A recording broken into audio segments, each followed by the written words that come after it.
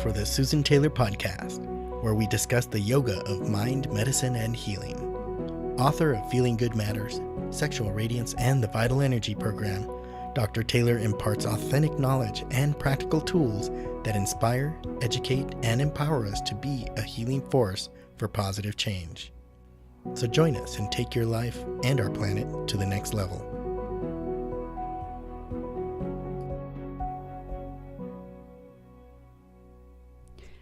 Hello, and welcome to Episode 9, 5 Steps to Restore Vitality. In today's episode, we'll talk about the 5 steps to restore vitality. Many of us have felt stressed, so we've been depleted, so how are we going to restore that vitality? We'll also talk about how we create space through cleansing practices and what create space is all about. And we'll also discuss why, how, and what nourishment is all about and how it raises our vibration. And we'll end with talking about living our life's purpose. I'm excited to talk about these topics today because they came from our listeners. So let's get started. I have identified 5 steps to restoring our vitality and the focus that we need for our life's purpose. It's been in many of my books and my tapes, but I thought I would combine it all together in one area today and just discuss these practices that promote healing and well-being and feeling good. And I use them on a daily basis. So let's get started with the first step. Step 1, as you all know, is to what? Remain calm. Consciously aware, living in the moment. We've spoke about awareness is the key to healing because it allows us to gain access to the inner core of our being. It also helps us untie those knots that bind our heart and keep us in that disheartened state, that state of what we call dysthymia or sadness. There are thoughts and feelings that cause this. So when we bring our awareness to this or our mindfulness and focus, we'll gain access to that light. There's a light that dwells deep within us. And what we do in our meditation trainings, we learn to access that. And that light gives us that of pure awareness. It actually gives us almost like a flashlight. It shines on all the happenings in our life and in our own body, in our own mind-body complex, so that we can remove what's not useful for us and keep what's useful for us.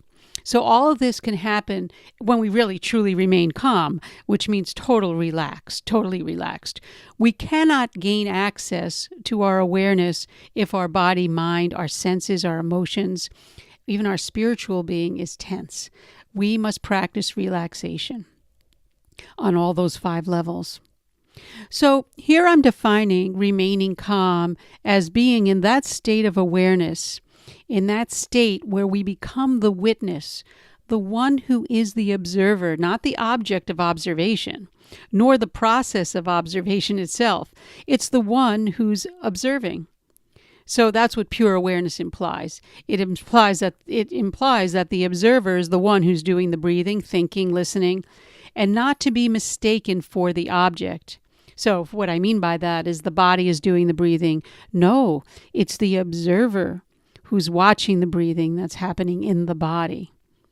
Or it's not being carried out by the mind also. If I ask you right now, focus on your inhale and exhale. Just take a moment and focus on inhaling and exhaling.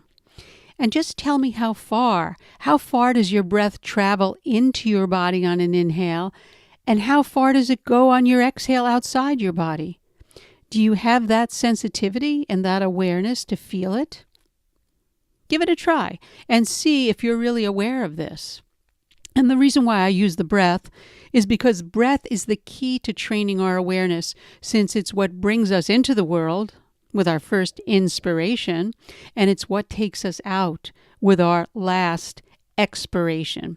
So our inspiration and expiration are the keys to all our healing.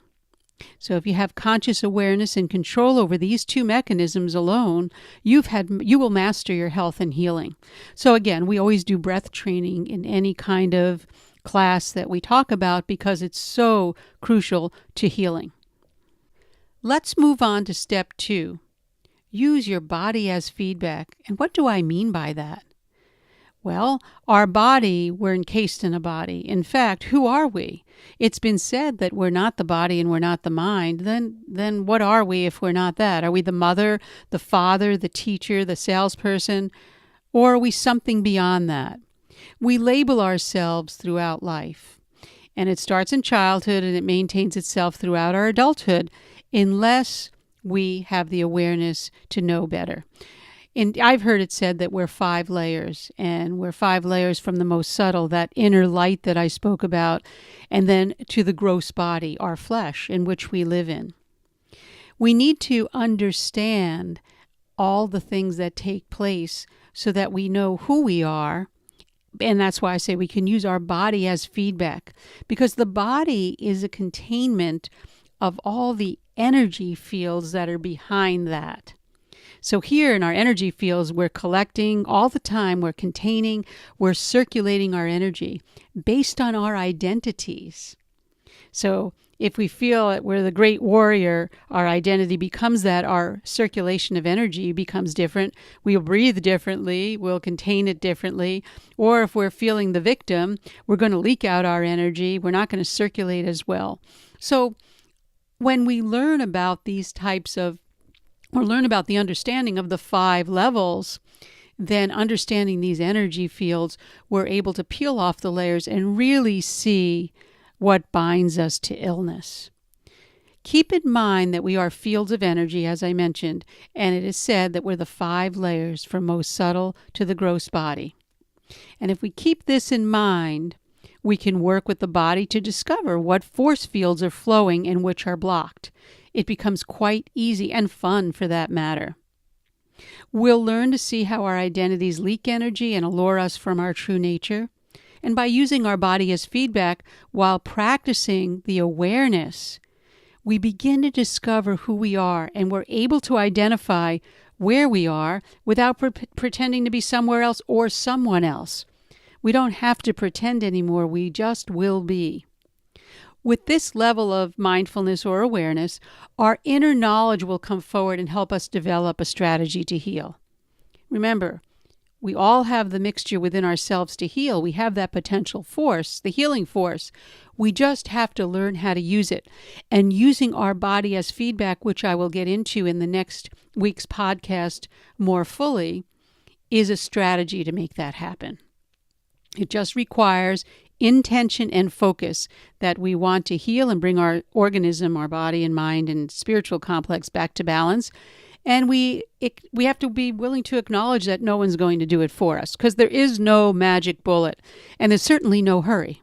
So we'll get more into that in our next week's podcast. Step 3, create space. Well, what do I mean by create space? We always say, give me some space. Why do we want space so much? Well, energy needs space in order to flow. Disease comes from blocked energy pathways. So to be vital and focused, we must let go of that which takes up space in our mind and clogs our energy channels. How many of us carry around thoughts or happenings that happened prior to the moment and we store them in our mind? How many have extra storage space? How many have extra storage lockers of all the things that we've stored and held on to? Well, our body also holds on to those. If your mind's holding on, guarantee your body has a storage locker holding on also. And how does that occur? That occurs with pain, with not being able to move very easily. There's a blockage. That's all it is a blockage. What is causing us to be unhappy, depressed, or anxious? These are all happenings that we're holding on to, things that are not relevant to the absolute moment. If we don't know, we just need to keep asking the question to see what comes up. If you feel something, you feel some anxiety, sit with yourself, ask the observer, what's causing this? What thought has brought this forward? And if we don't know, just keep asking the question, as I mentioned, because the answer lies within our own being. We can incorporate special practices that help us let go or detox. In fact, when we detox or cleanse our mind-body matrix, we create space for new energy to flow, new opportunities, and we have a new awareness. So the key to step 3 is to detox. Create space. That's what detox means, to create space. And simply put, let go of what's causing our problem. There's many detox diets out there. They've flooded the market. But little does anyone know. There's such little knowledge on what is being detoxed, and even less knowledge on the other side of the equation, namely nourishment. Let's turn to step 4, nourishment. When we nourish with live, clean, and well-prepared foods and herbs, we raise our vibratory level. Live things vibrate differently than dead things. We know that. Life is about pulsation, and our health is defined by our vibratory quality. Something dead does not have a vibration, because life is vibration. So what is nourishment?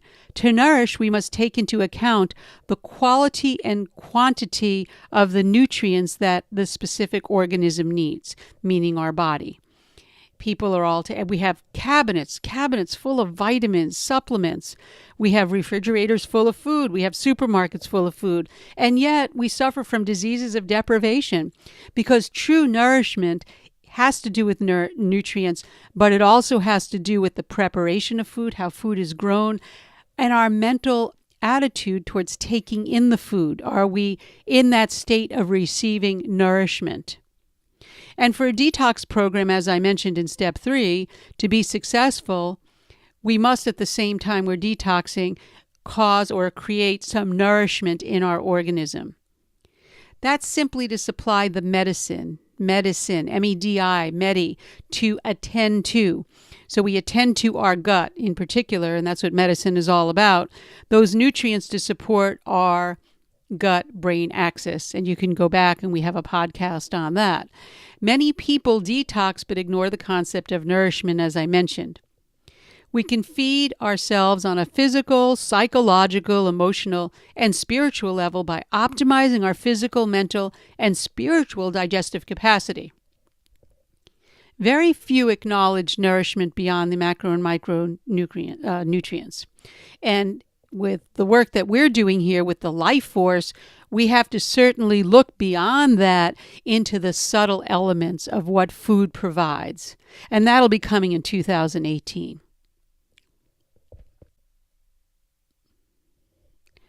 Moving on to step 5, know your life's purpose so you can do for others.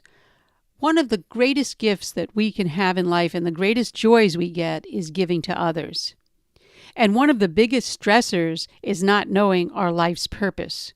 We've all come with a purpose, and many times we lose scope of this. When we live our life's purpose, we actually feel good. We do this by creating habits that rejuvenate our entire being to support our intention. This is the place where we sustain what we have accomplished by incorporating the lifestyle habits that support our belief system. At this stage, we must maintain practices that will sustain a focused and calm mind. Because when you live your life's purpose, many things can come your way. There's always going to be obstacles that come. That's part of life. But knowing your purpose will always keep you on the path. This new medicine includes forming and nurturing healthy relationships, eating healthy foods, cultivating positive thoughts and feelings, and doing for others. I can't stress that more. Because when we do for others, we not only serve another human being, but we actually serve our higher self and feel good vibrations to our environment. One of the greatest gifts that we can give to ourselves, again, is to serve others. No one has ever felt bad when they reach out and serve any living being. If we follow the 5 steps, remain calm, consciously aware, living in the moment, and use our body as feedback to see where we may be stuck a little bit, where we may be blocked. It's a human body, after all, and there may be some blockages, which there are. Even if we sit at a computer, we're going to have a little bit of a blockage maybe in our hip or our knee. Then we create space. We do that with detoxing, whether we detox our environment from a psychological perspective, or perhaps we're not eating such great foods and we need to eliminate that which harming us.